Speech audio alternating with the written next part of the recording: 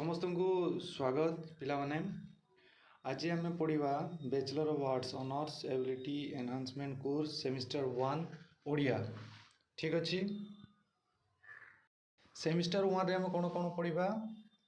प्रथम एकक शब्दर संज्ञा और गठन, द्वितीय एकक वर्णा शुद्धि, तृतीय एकक रूढ़ी और रूढ़ीर अर्थ, चतुर्थ एकक रूढ़ीर प्रयोग विधि, पंचम एकक वाक्य, षष्ठ एकक वाक्य गठन रीति, सप्तम एकक वाक्यर प्रकार भेद, अष्टम एकक वाक्य रूपांतरण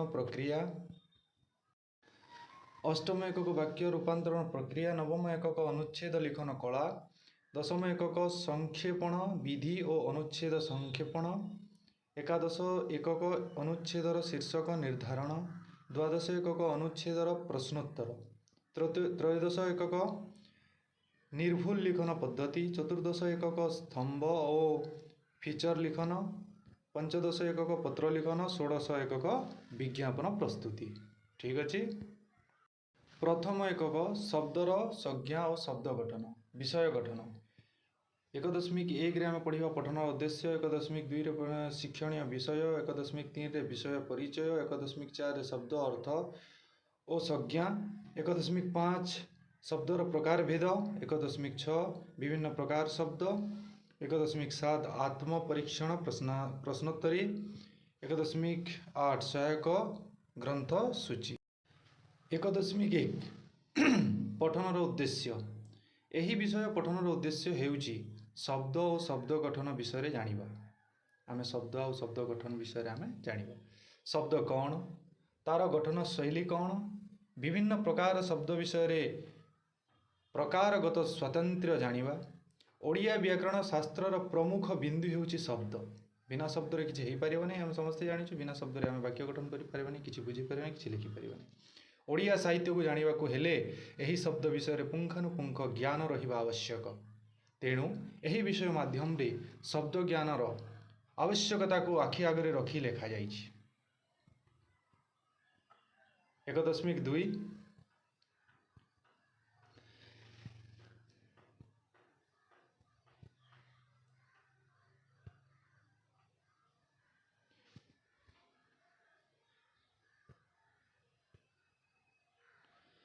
1.2 शिक्षणीय विषय।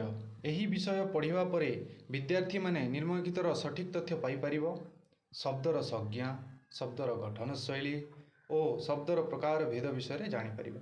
शब्दर रूपीम और विभिन्न प्रकार शब्द विषय रे जानि परिबे। 1.3 विषय परिचय। व्याकरण शास्त्रर प्रथम पाहाच हेउची वर्ण, तार परवर्ती पाहाच शब्द ज्ञान। ओडिया भाषा साहित्य विषय रे जानिबा को हेले प्रथमे आमको ओडिया शब्द विषय रे जानिबा को पड़िबो।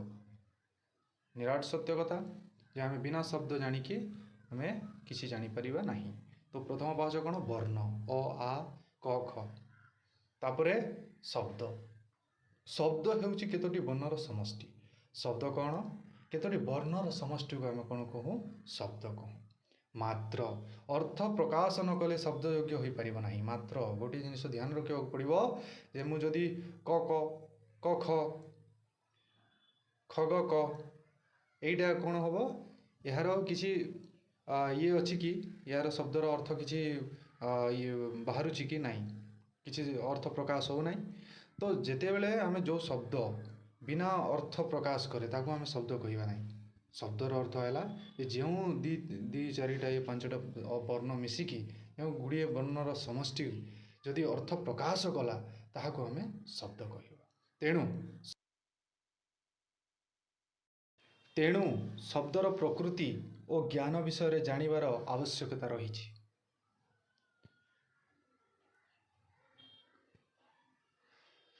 1.4 शब्दर अर्थ और संज्ञा। मनीष निज भाव को अन्य आगे प्रकाश करने भाषा को माध्यम करिथाए। मनीषर भाषा मुख निःसृत ध्वनि गुड़िकर पद्धतिबद्ध अभिव्यक्ति। मनीष निज भाव को अन्य आगे प्रकाश करने भाषा को माध्यम करता है। भाषा को कौन करते माध्यम, भाषा गोटे माध्यम। मनीष निज जड़े अन्य जनकर भाव को प्रकाश करने आम क्या यूज करि थाउ भाषा को व्यवहार करि थाउ। मनीषर भाषा मुख निःसृत ଧ୍ୱନି ଗୁଡ଼ିକର ପଦ୍ଧତିବଦ୍ଧ ଅଭିବ୍ୟକ୍ତି। ଠିକ୍ ଅଛି, ଭାଷା କ'ଣ? ଗୋଟିଏ ମୁଖ ନିଶ୍ଚିତ ଧ୍ୱନି ଗୁଡ଼ିକର ପଦ୍ଧତିବଦ୍ଧ ଅଭିବ୍ୟକ୍ତି।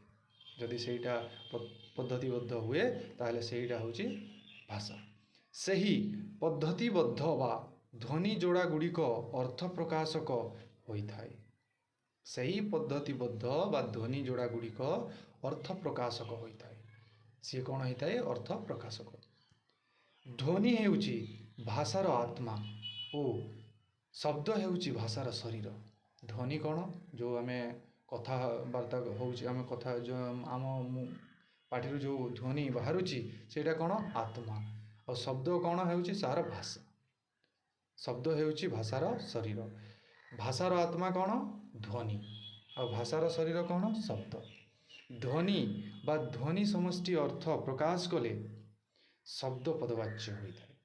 ଯେଉଁ ଧ୍ୱନିଟା କିମ୍ବା ଧ୍ୱନି ସମଷ୍ଟି ଯଦି ଅର୍ଥ ପ୍ରକାଶ କଲା, ଯେମିତି ୟା ୟା ୟା, ଏଇଟା ବି ଧ୍ୱନି। କା ଗା ଗା ବା ବା, ଇଏ ବି ଧ୍ୱନି, କିନ୍ତୁ ଏଇଟା ଅର୍ଥ ପ୍ରକାଶ କରୁଛି କି? ନାହିଁ।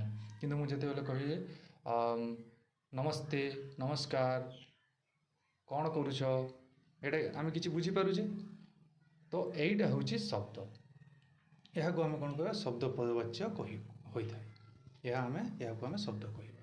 ତା ଅର୍ଥ କ'ଣ? ଧ୍ୱନି ବା ଧ୍ୱନି ସମଷ୍ଟି ଅର୍ଥ ପ୍ରକାଶ କଲେ ତାହା ଶବ୍ଦ ପଦବାଚ୍ୟ। ଭାଷା ସଂରଚନାର ପ୍ରାଥମିକ ଉପାଦାନ ହେଉଛି ଶବ୍ଦ।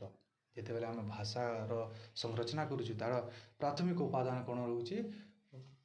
ପ୍ରାଇମେରୀ ଏଲିମେଣ୍ଟ ହେଉଛି ୱାର୍ଡ଼, ଶବ୍ଦ। ଶବ୍ଦ ବି ସକ୍ ଯୋଗ ଅ, ଧ୍ୱନି, ନାଦ, ରବ, ଆବାଜ, ଅର୍ଥବୋଧକ ଧ୍ୱନି ବା ଅକ୍ଷର ପ୍ରଭୃତି।